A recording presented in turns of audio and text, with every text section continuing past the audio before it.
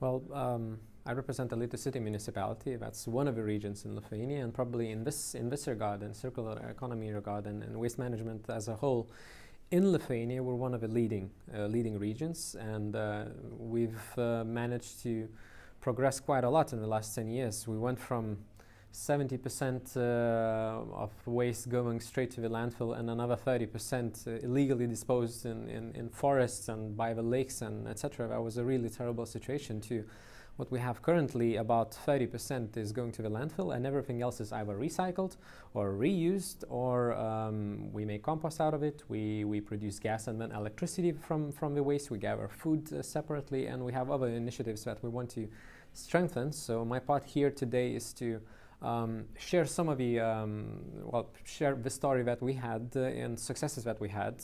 Maybe someone might learn from our mistakes, maybe.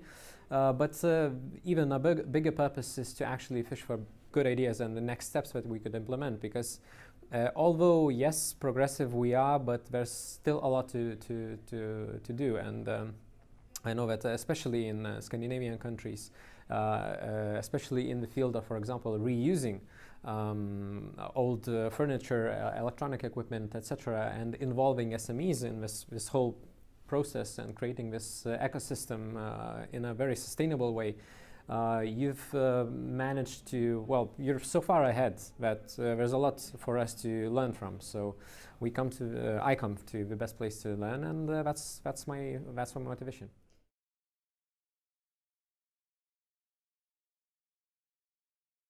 With us and in Lithuania as a whole, I think mindset was and is and will remain one of the key challenges, because we went from the system which, and quite quickly we did that, we went from a system which was essentially free for the ordinary citizen of our city, because it was either free or very cheap to dispose of the waste the way we did it, but it wasn't, even at best of times, even remotely close to being environmentally friendly.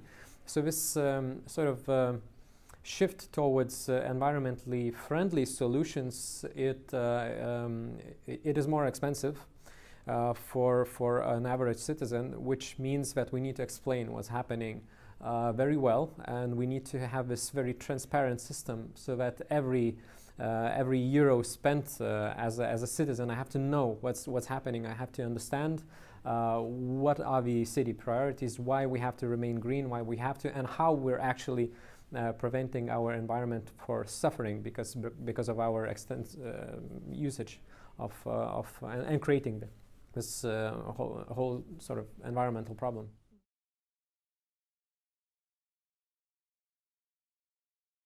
I think they're huge, because currently what we've been able to achieve is to be ready for the next step, I think. And the next step should be actually involving SMEs, and I see that other regions, particularly Scandinavian countries, they are so far ahead that we basically just need to pick and choose the best practices that we can already, with the help, of course, identify what are the best practices, what are the sort of key challenges and issues, so that we wouldn't, make the same mistakes. Because this, as a small city, and ours is a very small city, our population is 55,000, of course, in the region, and then waste management is sort of a regional issue, so that's a bit bigger population, but still, we're quite small.